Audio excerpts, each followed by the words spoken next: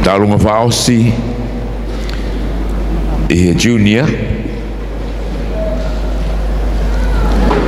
kone kauta me ani ko Kylie Leilani Naomi Lefai kone lava mai me Okalani California me Amerika kono te wā ko te unga kakala o kutuia kie tonga ko e lalanga ene whanga kui me maka ko whire unga kono tek te ki o kutuia kia e paongo na e tōria me he toa hola kono ka hoa ko e pito inga lau na e tōria me fuhei lala i e whunga afo e te au kono te unga ko e ngahi kakala hingoa o kutuia e whamata moana Bebe voki ki e whakawai aku. Fulgan agia ai helo pilo levu. Peko e te uia e ne whangawha e me funga fwe te au.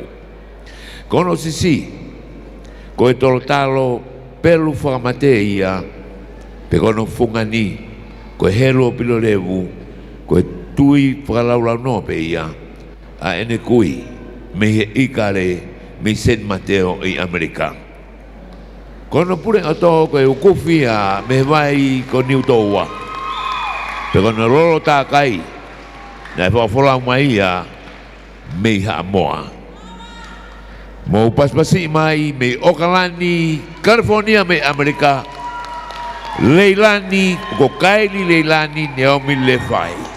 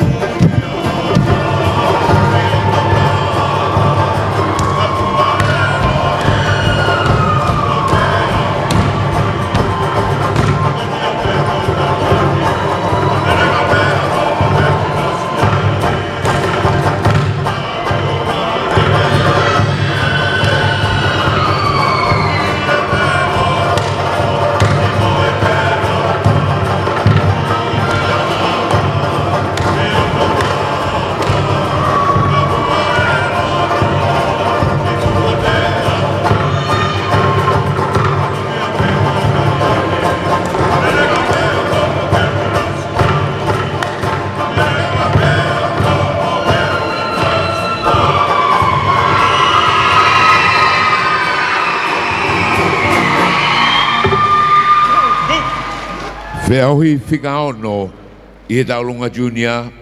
Mauto e paspasi mai Kaili Leilani Naomi tupo ata lefai. Mei Okalani, California.